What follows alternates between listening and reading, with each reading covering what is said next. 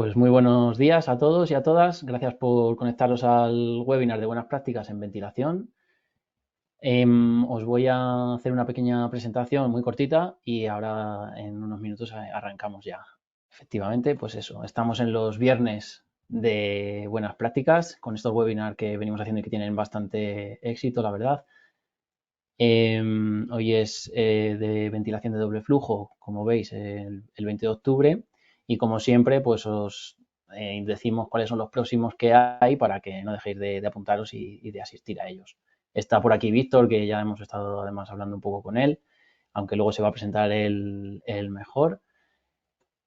Tengo ganas. Y como decía, en el chat podéis ir poniendo las preguntas durante la exposición, como siempre, luego las atenderemos al final y con preguntas o comentarios o reflexiones, lo que queréis, pero también podemos luego abrir los micros al final y comentarlo de palabra. La grabación del webinar va a quedar luego subida en nuestro canal de YouTube y os vamos a compartir el link de conexión, el link de esa grabación a todos los asistentes.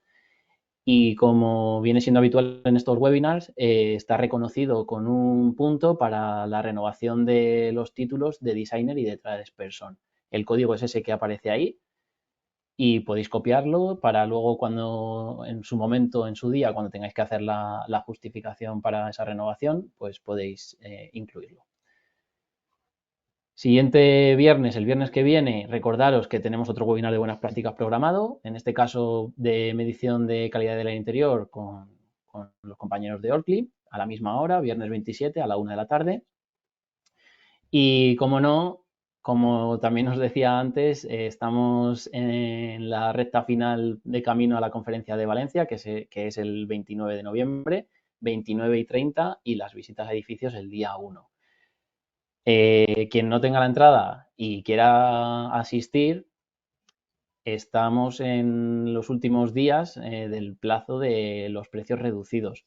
Recordaros que hasta final de mes están los precios reducidos y que en el mes de noviembre esas tarifas se incrementarán. Entonces, no os lo penséis más y acceder ahora para inscribiros. Os voy a contar un poco algunas cositas que tenemos preparadas para animaros a los que estéis dudando y es que volvemos a traer una sesión magistral sobre PHPP de la mano de los formadores que tienen un convenio con PEP. En este año ya estamos con PHPP 10, acordaros el año pasado lo hicimos en versión PHPP 9 y además anunciamos las novedades que traía el PHPP 10, pues este año esa sesión ya es con el PHPP 10. Y no solo eso, sino que esta sesión magistral este año la hemos desdoblado en dos partes. Una parte es parecida a la del año pasado, pero con esa actualización a la versión 10, y la otra parte es una auditoría energética y un estudio de rehabilitación Enerfit que hemos hecho, bueno, que estamos terminando aún, sobre el propio Palacio de Congresos de Valencia. Es un edificio singular, como se ve en esta diapositiva anterior, veis que es bastante singular. Entonces es una cuestión que no se suele hacer por parte de la mayoría de los técnicos, ¿no? No podemos soler actuar sobre edificios singulares de este tipo y nos parecía interesante y de gran valor para los asistentes. Así que yo creo que solamente por esta parte, por estas sesiones magistrales, que en realidad son tres, eh, ya merece la pena apuntarse a la conferencia, además de todo lo demás que trae, ¿no? Sobre las sesiones prácticas, quien las conozca del año pasado ya sabe cómo funcionan y quien no, os comento simplemente que son tres maquetas a tamaño real en las que tenemos instalados y preinstalados para terminar de hacer allí mismo durante la conferencia la ejecución en obra de distintos sistemas, tanto de aislamientos como de carpinterías, como de ventilación, como de automatización, protección solar, etcétera. Están muy interesantes, tuvieron bastante éxito. Para este año hemos mejorado un poco el formato, además vamos a poner unas pequeñas butaquitas para que la gente se siente y no tenga que estar todo el mundo de pie. Y para quien estuviera el año pasado, deciros que no son las mismas sesiones. Sí son las mismas maquetas, pero estamos haciendo adaptaciones y modificaciones y en algunos casos incluso ejemplos de rehabilitación sobre la propia maqueta, sobre la misma pieza que está, pues rehabilitamos una parte. Así que no me lo perdería. Tenemos 21 sesiones de estas en total en la conferencia, más de 5 horas de demostraciones prácticas.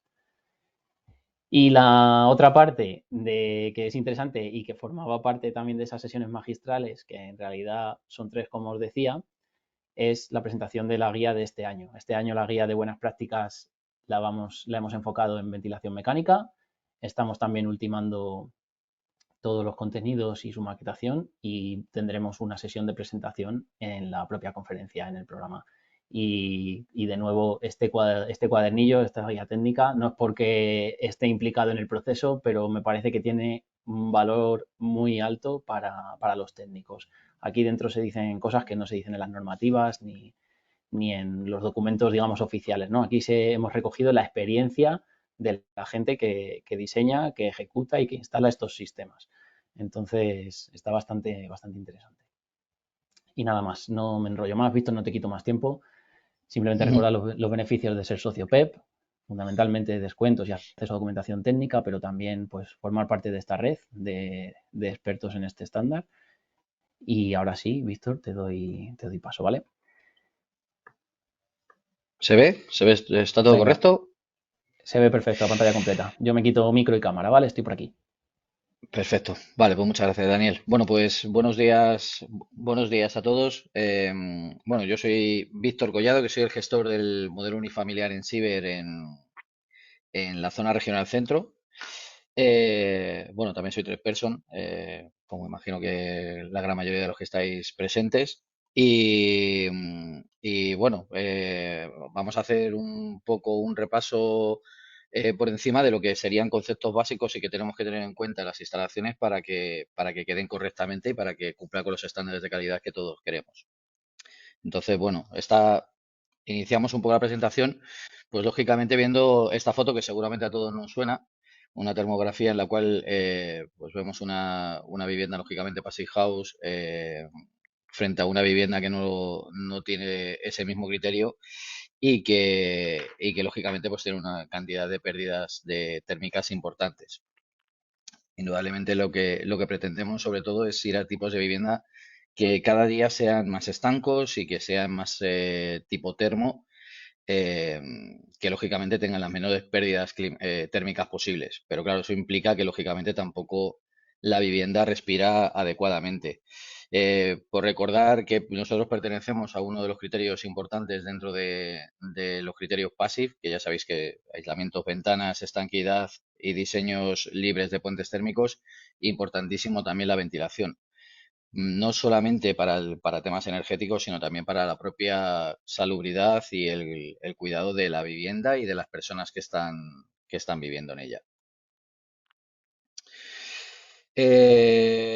Por ver un poco de dónde venimos y antes que todavía tenemos o todavía hay mucha gente con el concepto del tema de la ventilación natural,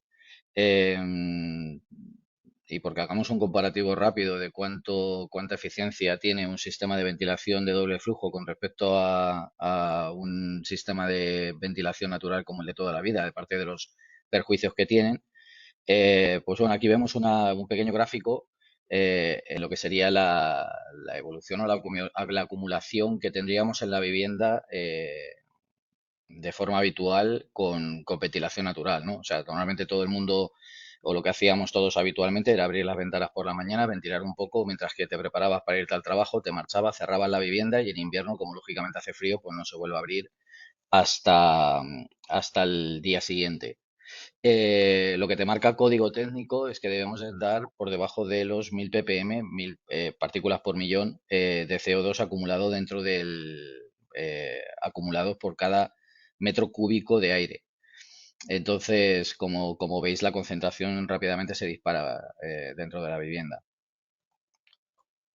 Si hiciéramos a través de ventilación natural o intentáramos mantener o tener ese promedio que nos marca código técnico de 1000 ppm, implicaría que tendríamos que abrir las ventanas una hora de cada tres, lo cual lógicamente a nivel energético es totalmente inviable. ¿Vale? Esto es un caso práctico habitual, vamos, un caso que surgió durante pandemia, perdón, durante Filomena, en un piso rehabilitado que sí que cumplía con aislamientos buenos, con SATE, con ventanas y demás, pero que lógicamente no tuvieron en cuenta la ventilación. ¿Qué ocurrió? Que lógicamente estaban 5 personas dentro de la vivienda sin abrir ventanas durante 2 semanas porque fuera se estaba en torno a los -5, -2 grados bajo cero y el resultado fue este, ¿no? En 15 días simplemente pues empezaron a salir humedades y hongos, lógicamente por todos los puentes térmicos que tenía la vivienda. Vale, entonces al final ventilar lógicamente es importante no solamente por la eficiencia energética que pueda aportar un sistema de doble flujo o ventilar con un sistema de doble flujo, sino también lógicamente por toda la salubridad que va a aportarnos, ¿no? En este caso en concreto, pues igual que no beberíamos agua contaminada ni alimentos en mal estado, pues queremos lógicamente respirar un aire de buena calidad. Lo que estáis viendo en la parte de abajo son filtros reales. Yo que habitualmente suelo estar mucho en instalaciones, tengo clientes usuarios finales, que muchas veces te toca hablar con algún otro promotor, que te comentan y te dicen que es un rollo, ¿no? Que los filtros de doble flujo, que sí hay que limpiarlos mucho, que sí hay que estar constantemente, ¿no? Pues el resultado es que toda esta suciedad que tienen estos filtros o que se les acumula o lo rápido que se ensucian, no terminan dentro de nuestros pulmones. Tipos de filtros que se pueden poner habitualmente en sistemas residenciales, como son los que estamos hablando ahora, pues podríamos tener desde los típicos filtros G4 que traemos todos los fabricantes habitualmente, que son, aunque son G4, son filtros que son un poquito bastante más tupidos de los que son habitualmente los que se utilizan para sistemas de climatización, o podemos ir a filtros F5, filtros F7 o F9, ¿no? Indudablemente dependiendo de cómo queramos protegernos de toda la vivienda, pues hay distintos grados, ¿no? Desde el F5, que es un filtro antipolen normal y corriente, hasta el F9, que es el más alto, que nos protege hasta de virus.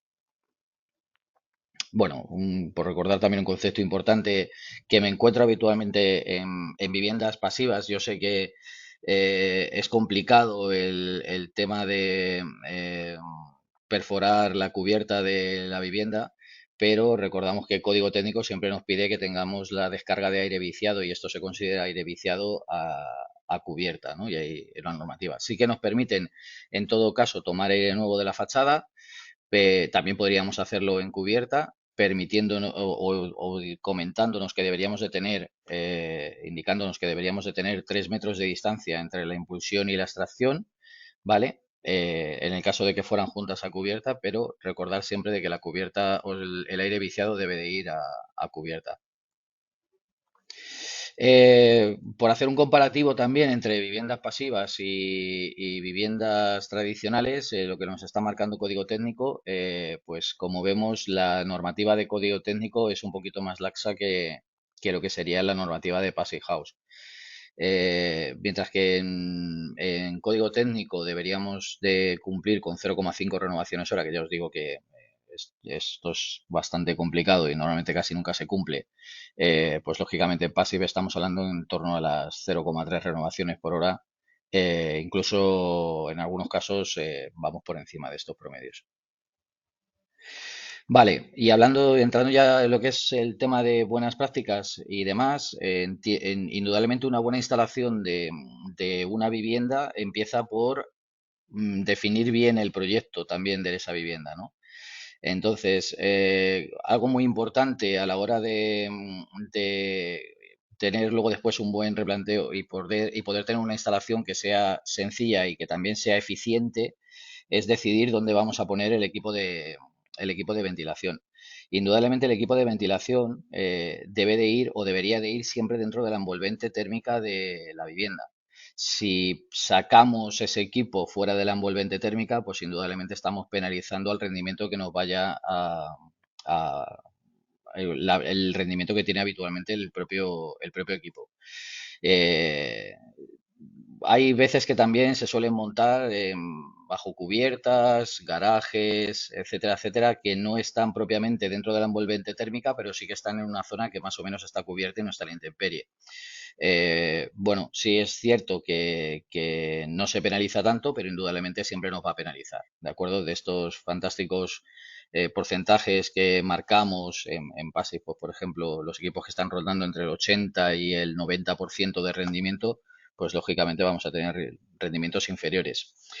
Otro punto a tener en cuenta es definir bien los caudales que tengamos en cada una de las estancias. Indudablemente tendremos un designer que será el que nos marcará qué caudal debe de ir en cada una de estas estancias y debemos de cumplirlo, diseñar la instalación para que se puedan cumplir correctamente.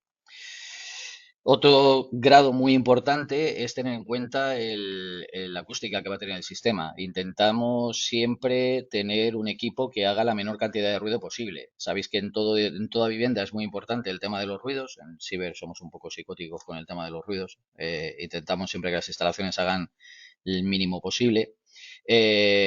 Pero es un punto importantísimo. Al final, no olvidemos de que vamos a tener bocas dentro de los propios dormitorios, que estos equipos deben estar encendidos 24 horas, 7 días a la semana y que cualquier tipo de ruido que se pueda transmitir y que pueda molestar al usuario, pues lógicamente va a generar un problema importante. Y por supuesto tenemos de definir bien también la impulsión y la extracción, la posición exacta de las bocas para que nos hagan un barrido adecuado. Como sabéis, los caudales que movemos y las presiones son muy bajas.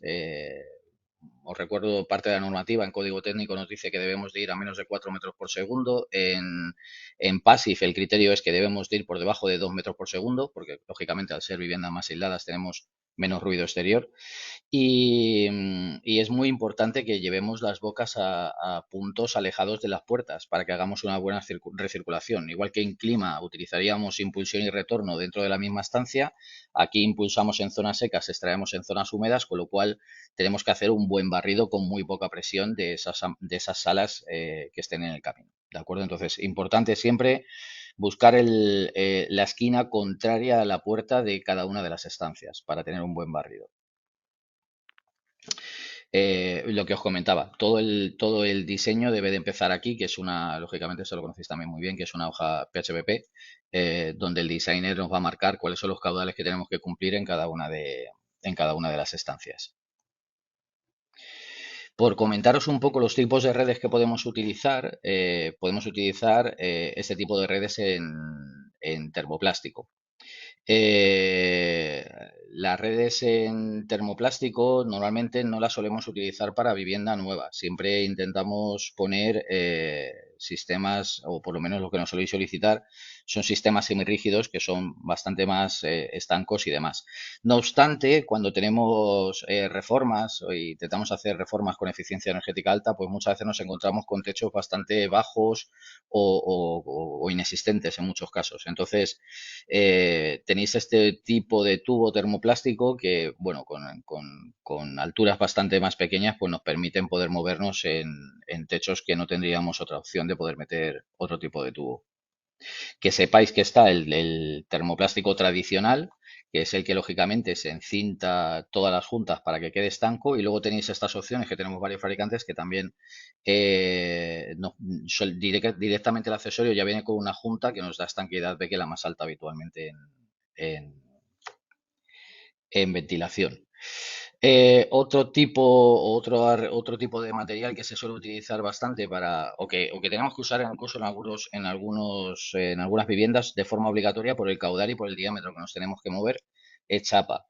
Importantísimo que cuando nos estén instalando chapa, tengamos en cuenta de que no nos pongan tornillos, porque he visto muchas instalaciones de estas que si os fijáis aquí, pues están puestas con tornillos, ¿no? Esto lógicamente nos va a producir que cuando circule el aire a través del conducto hay una fricción y se produzca algún tipo de silbido o incluso acumulación de porquería en esos puntos que no lo necesitaríamos. No, buscamos que lógicamente esto no se produzca. En el mercado hay tubos o chapas que se pueden unir sin necesidad, que también vienen conjunto de goma. Y en todo caso, si no tenemos esta opción, pues quizás con remaches que sí que podríamos solucionarlo. ¿De acuerdo? Pero en ningún caso con tornillos, y ya os digo que lo he visto en varios sitios. ¿Vale? El tema de los silenciadores, otra parte importante que tiene que estar bien colocado. Todos los equipos de ventilación a la salida, casi todos los fabricantes, por no deciros el 100%, recomendamos que pongáis este tipo de accesorio, ¿vale? Que parece un flexible, pero realmente no lo es. Al final tiene un grosor más elevado, va reforzado con acero para que no se perfore, para que no se deforme el conducto interior y no perdamos sección y no nos produzca ruido. Y lógicamente pues viene también con varias capas que además van microperforadas para que el aire al entrar en contacto con ellos frene un poco su velocidad y nos produzca también menos ruido. Lógicamente otra de las características que tiene es que si hubiera cualquier tipo de vibración dentro de la parte donde están los equipos, dentro de la parte rígida, esas vibraciones se quedarían aquí y las comería la parte flexible. Ups, perdón. ¿Vale? Importantísimo también, aquí un detalle importante, que aunque nosotros lo recomendamos, también recomendamos que esté bien puesto.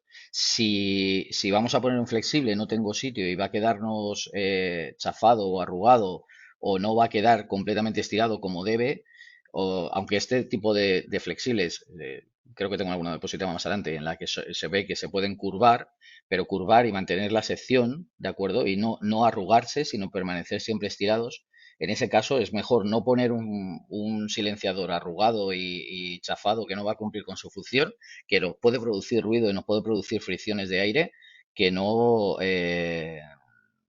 dejarlo puesto ahí de cualquier manera, ¿vale? Entonces ya os digo, es mejor ponerlo bien estirado y si no lo voy a poder poner, lo quitamos y ya está, no hay ningún problema, ¿vale? Estos son ejemplos, uy, perdón, estos son ejemplos de instalaciones. Normalmente hay muchos instaladores que no se complican mucho la vida y suelen tirar con el tema de los flexibles, ¿de acuerdo? Nosotros os recomendamos siempre que los conductos sean rígidos, más que nada porque también es lo que cumple código técnico. Al final te dice que tienes que tener un tubo que evite o que dificulte su ensuciamiento y demás. Un tubo flexible al final siempre produce ruido. Entonces, todos los fabricantes tenemos piezas suficientes como para poder hacer todas las instalaciones completamente en rígido, ya sea una reforma o algo así más complejo como lo que estáis viendo, o sistemas un poquito más sencillos. ¿Vale? Dentro de lo que os comentaba, tenemos red de termoplástico, tenemos tenemos termoplástico, tenemos chapa y tenemos conducto semirrígido, ¿no? Que nosotros en nuestro catálogo lo llamamos Pureir. Otros fabricantes pues tienen otros nombres y otros colores, ¿no? Pero básicamente es el mismo. Al final es un tipo de conducto que parece el típico conducto de electricidad, coarrugado, que por fuera lleva esas onditas, pero que lleva una capa por dentro que nos lo vuelve completamente lisa para cumplir con la normativa que nos marca código técnico, ¿vale? La ventaja de este tipo de producto es que se monta rápido, que es realmente muy estanco y nos produce muy poca pérdida de carga. Fijaros en todo lo que teníamos en las instalaciones de termoplástico, que lógicamente en este caso pues implican un montón de pérdidas de carga por todos lados. Y en el caso del Pureir, como tiras un tubo que va totalmente, bueno, que no lleva codos de 90 grados y se pueden hacer curvas muy abiertas y demás, pues la pérdida de carga es infinitamente inferior. Hacer un cálculo o un recálculo en el caso de que en obra tuviéramos que hacer modificaciones, en un sistema de Purer es relativamente sencillo, en un sistema de termoplástico o chapa, pues es lógicamente bastante más complejo. Aparte de la ventaja que también ofrece, que son muy poquitas referencias las que necesitamos para poder tener un sistema completo. ¿Vale? Por supuesto, en Passive, normalmente lo que os comentaba, ponéis o nos solicitáis este tipo de conducto. Dentro de medidas, en este conducto lo tenemos en 75 y en 90.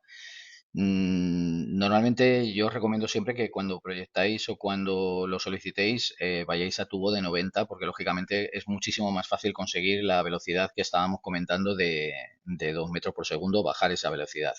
¿Vale? Aquí tenéis un ejemplo también de lo que sería una red de Purair. En este caso, pues igual, también tenemos nuestros silenciadores, conectamos con otro tipo de conducto que sería el tipo isolante, que es un tipo de conducto que es como una coquilla, es directamente aislado, con lo cual tenemos tenemos menos pérdidas térmicas con este tipo de conducto. En el caso de que estuviéramos por fuera de las envolventes, pues lógicamente os recomendaría más este tubo. En el caso de que pusiéramos chapa o termoplástico, sería necesario aislarlo, ¿vale? Y una recomendación que siempre hacemos también es que a la entrada de aire de los equipos el conducto siempre sea aislado, porque se pueden producir condensaciones. Entonces, se puede instalar directamente el conducto isolante o el que pongamos, lógicamente habría que ponerle una manta térmica recubriéndolo para evitar ese tipo de condensaciones. ¿Vale? Y como veis, este tipo de instalaciones además también son muy flexibles. Van un conducto central que lleva un distribuidor y desde ese distribuidor vamos dejando caudal a cada una de las habitaciones. Como siempre en un sistema de doble flujo, uno de entrada y uno de salida. ¿Vale? Otro ejemplo de otro tipo de instalación y de otro tipo de caja, dependiendo de cómo sea la vivienda, pues nos puede venir mejor un tipo u otro. Esto indudablemente se puede proyectar así. Eh, Esto sería lo que es un ejemplo. Cuando nosotros, por ejemplo, nos pasáis un proyecto de una vivienda y nos solicitáis ayuda, casi todos los fabricantes pues os podemos diseñar las instalaciones habitualmente. Eh, pues aquí ya os hacemos todos los cálculos también con los criterios que nos comentáis. Nosotros trabajamos ya en Revit, lo llevamos todo en 3D, con lo cual luego después para cuando llega el instalador, este mismo esquema es el que va a tener. Lo tiene bastante fácil. Nosotros les damos tanto este plano en 3D como el listado completo de todo el material que lleva, con lo cual él coge, lo compra en distribución y simplemente seguir las indicaciones. Esto lo veremos un poco más para adelante, pero incluso viene la propia regulación ya del sistema, para que en el caso de tener que ponerlo en marcha no sea ni siquiera necesario de que vaya el fabricante a ponerlo en marcha. Si hemos respetado las distancias, las medidas y hacemos caso a la regulación que viene aquí marcada, deberíamos de poder poner la instalación en marcha y debería de funcionar. ¿Vale? Esto sería otro ejemplo, lógicamente, con un equipo un poquito más grande de caudal, tipo mural. Y como veis, ya les marcamos directamente dónde deben de ir las bocas. Y si os fijáis, contempla el criterio que os comentaba antes. Las bocas siempre deben de ir en el lado contrario donde tengamos las extracciones, las de impulsión en el lado contrario de las extracciones y siempre al final de la sala para poder hacer el barrido completo. En el caso de que estuviéramos haciendo un proyecto en termoplástico, pues igual. Aquí tenemos que tener en cuenta que el termoplástico al final no deja de ser un conducto que comunica estancias. Es la mayor desventaja que tiene con respecto al otro tipo de instalación, ¿no? El montar en árbol o en espina con respecto a un sistema en estrella. Yo cojo un conducto central que finalmente me puede ocurrir que, como en este caso, pues que tenga dormitorios que están uno al lado del otro. Si hubiéramos hecho esta misma distribución que estamos haciendo en el salón, lógicamente aquí tendríamos interfonías. Entonces, una de las mayores ventajas que tiene el sistema en estrella es ese, que nos evita todo tipo de interfonías. Y si os fijáis aquí, pues igual, estamos hablando de que nosotros esto sería lo que le pasaríamos al instalador, vendría todo lo que son las secciones de los tubos que tenemos que llevar, las velocidades que estaríamos cumpliendo en este caso, los reguladores que tiene que poner, aquí hay un regulador, ¿vale? Y lo marca dónde tenemos que ponerlo y el caudal que nos va a dejar en cada una de esas bocas. ¿Puede usar conducto flexible para conectar bocas? No, esto suele ser una pregunta que nos hace habitualmente todo el mundo, ¿no? Porque hay veces que tenemos que ir con el flexible no hablamos del semirrígido, sino hablamos del típico conducto flexible que por dentro es totalmente ondulado, ¿no? Al final lo que nos comenta código técnico es que el conducto debe ser lo que os comentaba, sección uniforme y que no tenga obstáculos para que no se ponga o no se acumule porquería dentro del tubo. Y otra cosa que normalmente no solemos tener en cuenta es que deberíamos de tener un registro cada 10 metros para hacer la limpieza, ¿vale? Ya sé que esto es muy complicado, pero normalmente no se suele diseñar con este criterio, también os lo comento, porque sería inviable, llenaríamos toda la casa muchas veces de registros, pero sí que dentro de la medida de lo posible deberíamos de intentar cumplirlo, ¿no? Lo que sí, lo que os comentaba, no es recomendable utilizar el tubo flexible y por este tipo de cosas que normalmente suelen hacer los instaladores con ello, que seguro que lo habéis visto en algún lado, en alguna obra. Eh, este tubo se queda así totalmente arrugado y lógicamente pues nos va a producir ruido. Otro de los problemas que nos dan en los flexibles habitualmente es esto, que cuando lo coloca el instalador se carga una parte de la sección porque lo ha doblado y lo ha doblado de forma incorrecta. Y al final esto es lo que se produce dentro de un tubo flexible. Por esto nosotros habitualmente no lo recomendamos y cuando hacemos los cursos de instalador somos muy insistentes en ello, que no pongan este tipo de conducto bajo ningún concepto. Otro de los éxitos más importantes de una instalación es que tenga una buena regulación, porque si no tenemos una buena regulación es muy probable de que no llegue el caudal que toque a los puntos que toca o que debería de ir o que llegue más caudal del que toca o a más velocidad y nos produzca ruido. Entonces, reguladores habitualmente se suelen usar este tipo de reguladores para termoplástico, que no deja de ser simplemente una compuerta que llevan unos tornillitos y se pueden regular para dar el caudal que necesiten cada uno de ellos. ¿Vale? Ahí tenéis otro ejemplo metido dentro de una chapa en una vertical, que pueden ir en las bocas o puede ir en un punto dentro de la vertical porque tenemos que dejar un caudal fijo en cada una de las plantas. ¿Vale? En diseño igual, en diseño lo que os comentaba, se lo vamos a dar al instalador y se lo vamos a dar así de fácil. Le estamos marcando directamente, pues este caso, el MRR 12530, que es el regulador para cumplir con una velocidad de 0,7 con esta sección de tubo. O sea que intentamos dejarlo lo más sencillo y lo más fácil posible para que no tengamos problemas. ¿Vale? Y otro tipo de regulador que se suele poner habitualmente en conducto rectangular es este otro, que es muy similar al que se utiliza en climatización y simplemente es abrir esas puertecitas para dejar el caudal que toca. Tenemos una tabla que se los pasamos a todos los instaladores para que sepan exactamente cuánto deben de abrir para dejar el caudal adecuado. ¿Vale?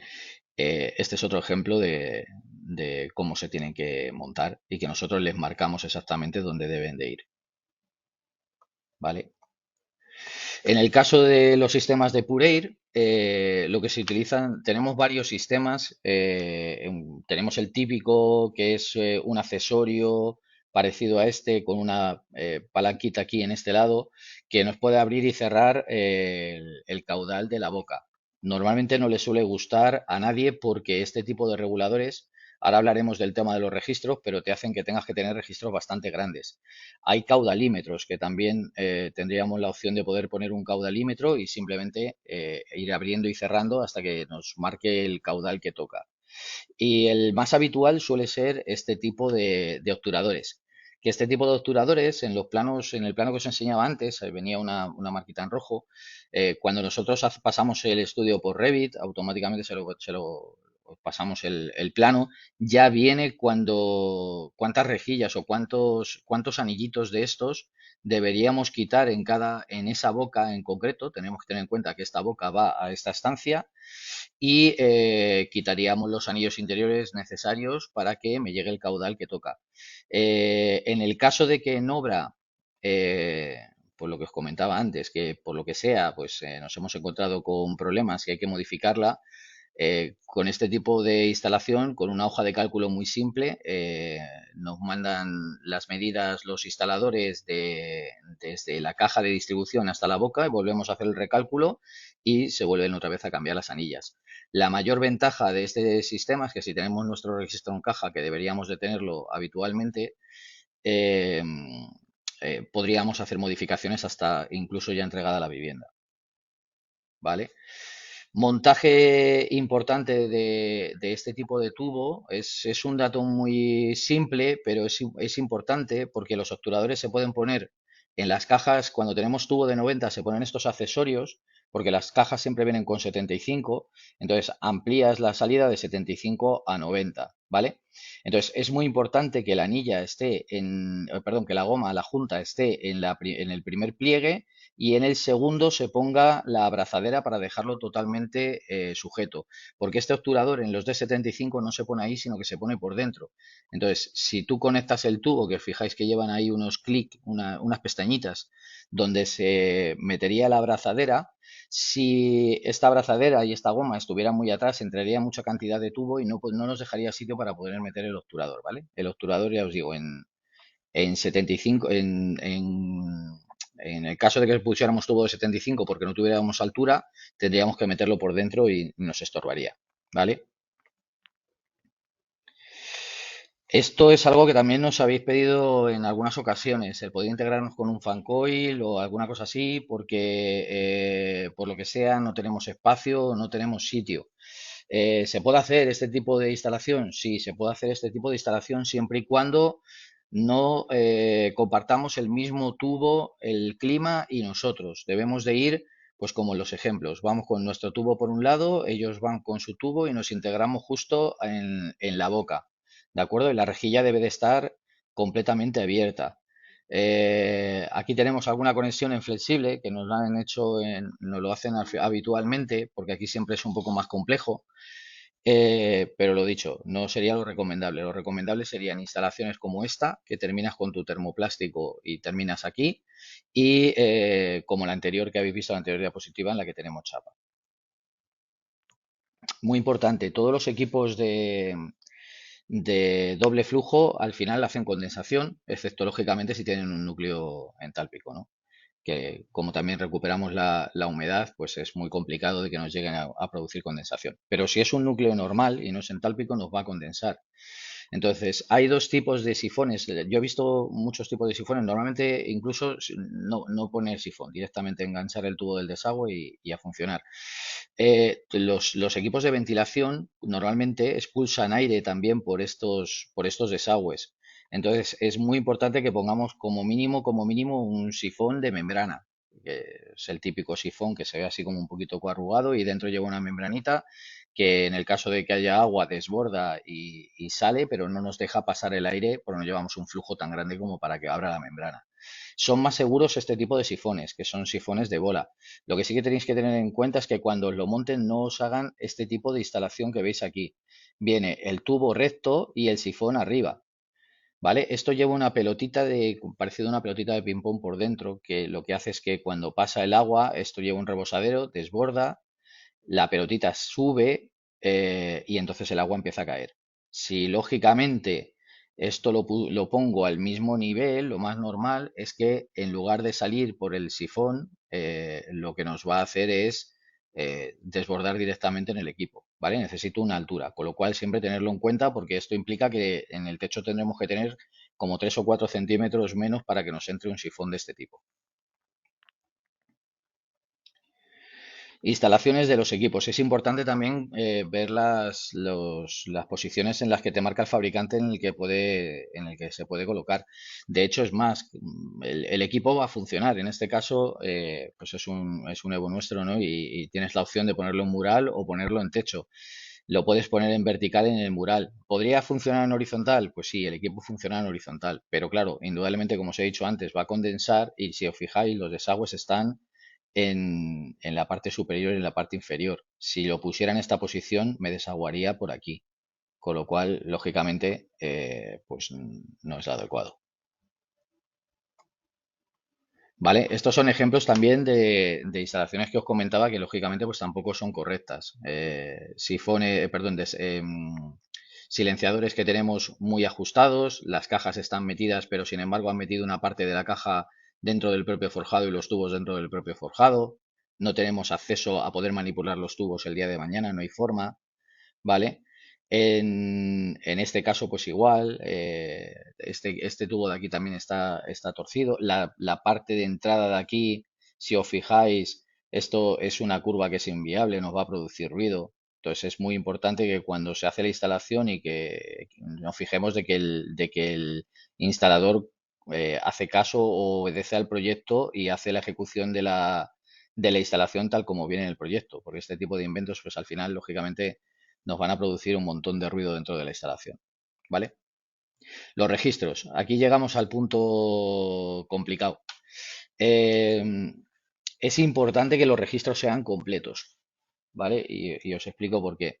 Normalmente, si os fijáis, todos los equipos de ventilación llevan una trampillita independiente para lo que son los filtros, ¿no? En nuestro caso, pues mira, llevamos aquí uno de entrada para proteger a los habitantes, para que tengan lógicamente una calidad de aire mejor.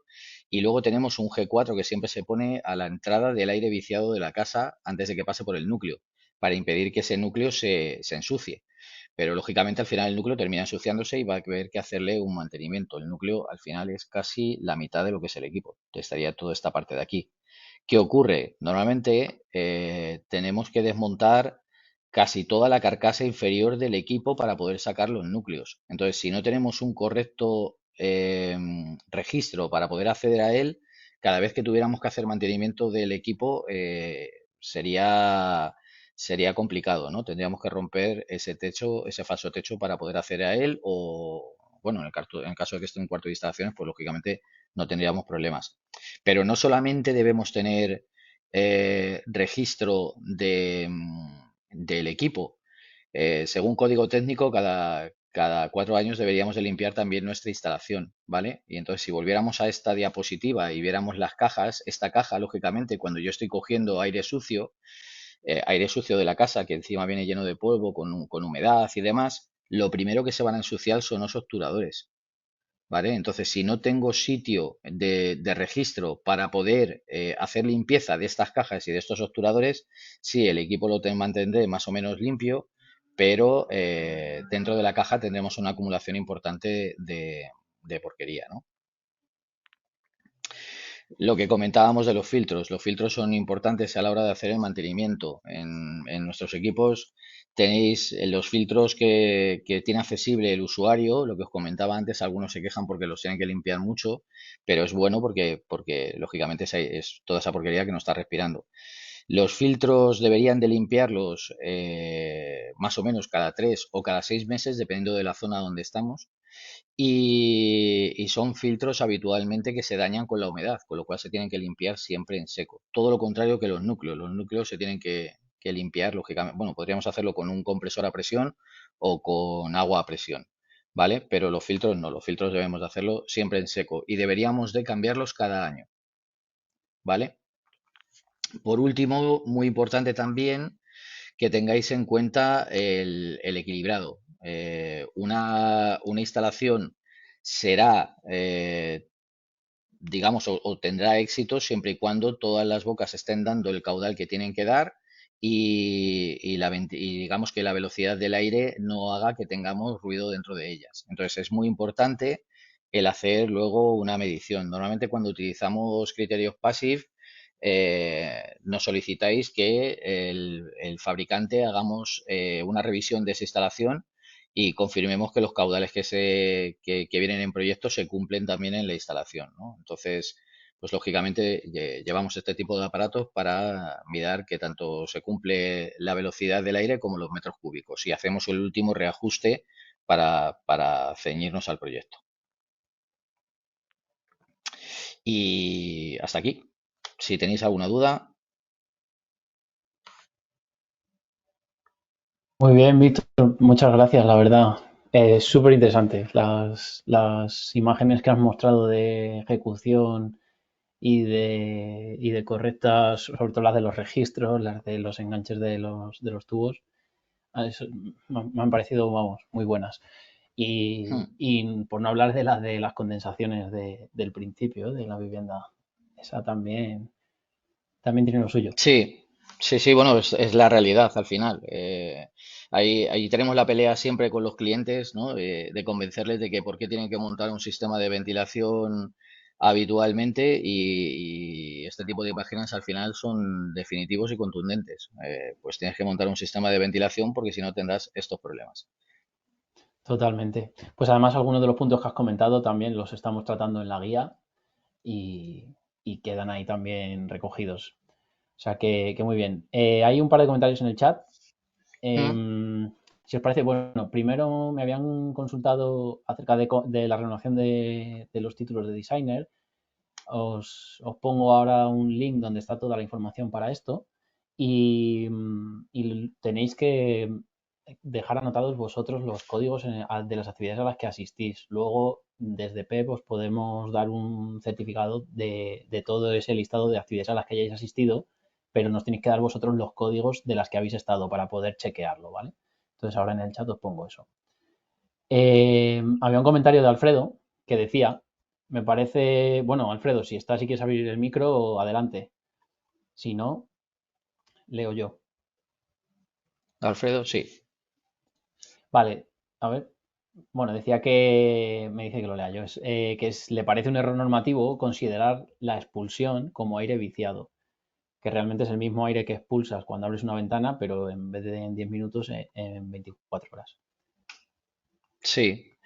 Bueno, al final esto ya sabéis que la normativa no la marca los fabricantes. Entonces, esto es lo que marcan y yo os transmito lo que nos marca la normativa. Indudablemente es un poco fuerte tratarlo como si fuera aire de una campana o aire de una chimenea, porque la concentración de CO2 y humedad que llevan no es ni comparada. Pero hoy por hoy la normativa está así y nos marca que es aire viciado y como tal, luego hay pequeñas diferencias dependiendo de cada provincia sobre cómo lo trata cada uno, cómo lo interpreta cada uno, pero sí, sí, nos tratan como aire viciado. Yo sé que esto es un problemón importante en PASI porque hacer una perforación en la cubierta es súper complicado y os genera un problema importante, pero hoy por hoy es como está la normativa. De hecho, es un punto habitual, de consulta de los socios y APEP. Y en algunos casos sabemos que ha habido discusiones largas con los técnicos y Sí. municipales, me refiero. Y bueno, en algunos casos se puede llegar incluso a justificar y se ha permitido, pero en otros de ninguna manera. Entonces, bueno, llegará, ¿no? La normativa irá avanzando. Aquí tienes el tema de que lógicamente depende con el técnico del ayuntamiento que trates que te sea más permisivo o menos permisivo. Indudablemente Eso es, esto es así. eso es. Vale. Nada, nos decía Fraga, perdona, Rosa Fraga, que si podrías hablarnos de los sistemas que tenéis para aplicar en rehabilitación dentro de una vivienda en un edificio de plurifamiliar donde no se cuenta con tanto espacio en techos o en salas para colocar el equipo. Sí, bueno, tienes equipos, a ver, indudablemente aquí se abre mucho la mano en rehabilitación, porque sí que es cierto que lógicamente pues hay muchas viviendas y que no están preparadas para meter 8 millones de tubos dentro de los techos, ¿no? Entonces, hay equipos que son compactos, tenemos un equipo que se llama Renovate, por ejemplo, que es un equipo de doble flujo también, que tiene capacidad para hacer hasta 80 metros cúbicos hora de capacidad, que tiene más o menos un 80% de efectividad, de eficiencia, no es tan eficiente como un sistema normal, es lógico, está todo compacto en un tubo. Y es así, es como una especie como de tubo donde dentro se mete un sistema de doble flujo y por un lado de las rejillas fuera lleva su rejilla, lleva una rejilla de impulsión y otra rejilla de extracción que están juntas y dentro llevas un ventilador que te hace entrada y otro ventilador que te hace la salida, ¿no? Entonces, pues este tipo de equipos lo malo que tienen es el tamaño que tienen, ¿no? Que estamos hablando de equipos de 60 centímetros de longitud. Entonces, encontrar un muro de 60 centímetros es un poco complicado. Se hace un poco de cajeado por dentro o por fuera y demás. Pero vamos, no olvidemos que al final estás metiendo todo un equipo de doble flujo dentro de una fachada. Entonces es inviable. Tenemos alguno más también, como centralizados, equipos que se montan en cubierta, tienes equipos de baja presión. Yo te recomiendo, si quieres bueno, si alguno quiere, pues os pueden dejar mi correo electrónico y os mando la guía de rehabilitación, que es totalmente distinta. Hay una gama completa de productos totalmente distintos y dependiendo de la particularidad que tenga el edificio, os podremos recomendar unos equipos u otros. Este suele ser el más habitual porque es totalmente independiente, pero incluso tenemos sistemas centralizados. Totalmente, pongo tu correo ahora en el chat, pero aparte también en el email de seguimiento que mandamos incluimos tu contacto y todo y para que Pues puedan, si me mandáis un o si correo quieres en ese email solicitándome la guía, incluso en ese email de seguimiento te iba a decir, si quieres, podemos incluir directamente la guía también o un link a donde está y así ya queda Sí, también. vale, pues te lo hago llegar. Vale, perfecto. Ok, no sé si Rosa, si, bueno, nos ha dicho ok, muchas gracias, pero bueno, si quieres aclarar algo más, nos dices. Pregunta Domingo, ¿el último código técnico ya obliga a doble flujo con recuperador? No. Por desgracia, es una lucha que tenemos todavía los fabricantes y de hecho es más, Europa nos obliga a tener viviendas cada vez más eficientes y luego, sin embargo, sigue permitiendo el código técnico que podamos cumplir con un sistema simple flujo bastante ineficiente, que indudablemente es salubre para la vivienda, nos quita toda esa humedad para que no se puedan producir hongos y bacterias, pero indudablemente al no tener ningún tipo de recuperación, pues tiramos toda la energía por la ventana, ¿no? Como se suele decir. Entonces, pero hoy por hoy, código técnico, aunque nosotros estamos luchando mucho, vamos, ya os digo, no solamente Ciber, sino el resto de fabricantes, porque vayamos a sistemas ya de doble flujo, todavía seguimos con la normativa, con el famoso quitamultas que le llamamos, que es el sistema de simple flujo. De hecho, hoy por hoy, casi el 80% de lo que se vende aún en España es simple flujo. Tendremos que seguir remando, Víctor.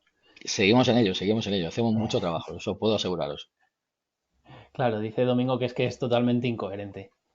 Y qué Sí, gracia. sí, sí, sí, totalmente, o sea, es así. De hecho, bueno, ya sabéis que al final, pues cuando estamos tratando de vivienda unifamiliar, que lógicamente estás hablando en muchos casos con el usuario que va a vivir en esa vivienda, pues le explicas las cosas, las entiende y, lógicamente pues se deciden y se decantan por sistemas de doble flujo de forma habitual, ya no en viviendas pasivas, que lógicamente aquí ya es más obligatorio, ¿no? Pero sí en cualquier otro tipo de viviendas, ¿no? Cuando te buscas una vivienda eficiente energéticamente, si hablas con el usuario y le explicas exactamente qué es lo que le va a aportar un sistema de doble flujo, lo entienden y lo introducen dentro de su proyecto, ¿no? Pero cuando estás hablando de construcción masiva, en lo cual pues estás hablando de un edificio de viviendas de 140 viviendas que lógicamente ni están vendidos ni nada de nada, las constructoras hoy por hoy pues van a cumplir la normativa y para de contar. Entonces, hasta que la normativa no cumpla, pues indudablemente, pues sí, es incoherente, pero hoy por hoy pues sigue estando. Bueno, lo que decíamos, seguiremos remando. Hmm. No sé si hay alguna pregunta más. Bueno, había aquí una pregunta de Adrián que decía, en otros países de Europa no es así, ¿no? Yo entiendo que esto lo ponías, Adrián, cuando nos referíamos a la expulsión a cubierta o al código técnico, o sea, o a la normativa de obligar a doble flujo. Entiendo que la expulsión, vale. Sí. Pues yo no lo sé, Víctor. Sí, sí, sí, es independiente de otros países. Cada uno tiene su propia normativa. De hecho, Ujú.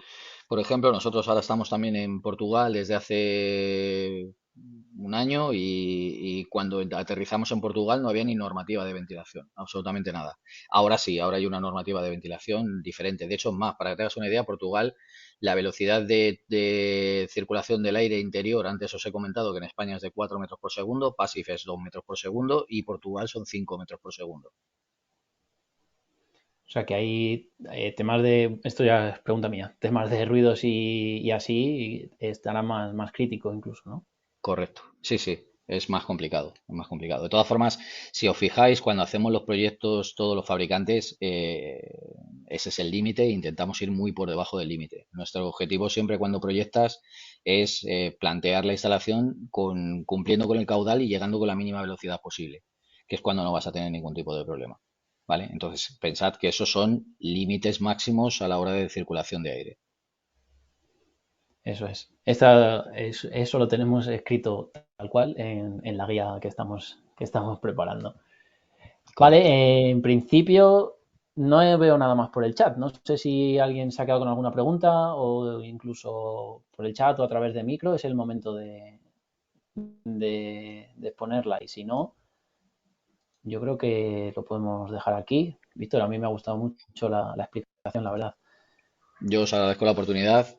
Y una cosa que sí os comento ya por terminar, que indudablemente nosotros podemos hacer equipos fantásticos y maravillosos, súper energéticos, con niveles de ruido infinitamente bajos, pero es importantísimo que quien nos vaya a hacer la instalación sea un profesional. O sea, hay que tener referencias de esta persona y ver que realmente sabe de lo que está hablando y nos va a realizar una instalación correcta. Porque si nosotros hemos hecho un equipo estupendo y nos hemos gastado un dineral en I+D y hemos hecho un proyecto de Revit fantástico y maravilloso y luego el instalador hace otra cosa completamente distinta o no sabe hacerlo o no sabe ejecutarlo, pues aunque yo tenga unas máquinas maravillosas, será un desastre total. Entonces, las instalaciones serán o los equipos de ventilación serán tan buenos como el instalador que lo haga la instalación. Totalmente de acuerdo. De hecho, aprovecho para comentar una anécdota de la redacción de la guía y literalmente en los apuntes previos teníamos puesto haz una instalación profesional, no hagas chapuzas y luego pues obviamente lo hemos traducido a un lenguaje un poco más formal para la propia guía, ¿no? Pero la Sí, traducción es sí. esa, ¿no? Hay que hacerlo bien. Yo os puedo asegurar que yo estoy todos los días metido en obra con instaladores y es tremendo. Se ve casi cualquier cosa. Y por desgracia siempre hay, en todos los sectores hay mucho intrusismo. Y aunque esto realmente no es difícil, porque no es una instalación difícil, seguramente sea la más sencilla que vamos a hacer dentro de la vivienda, pero requiere 4 conceptos básicos que tienen que ser tratados a rajatabla. Y en el caso del que no lo hacen, bueno, es un fiasco horrible. O sea, pensad en una instalación que la pones la última en marcha y que justo detectas que no está bien montada, que me produce ruido, que no llegan los caudales cuando toca, cuando está toda la vivienda terminada. Entonces puede ser un desastre total y absoluto. Totalmente, totalmente. Pues nada, ahora sí, Víctor, justo en el horario, Clavado. puntualidad perfecta. Muy bien, pues nada, Puntualidad muchísimas alemana, nunca gracias. mejor dicho. Sí, Gracias a nada, muchísimas vosotros. gracias. Gracias a ti, Víctor, gracias a todos los asistentes, gracias por las preguntas también. Y nos vemos en el webinar de la semana que viene. Y a los que vayáis a Valencia, pues nos vemos en Valencia. Buen fin de semana, chao. Igualmente, chao, hasta luego.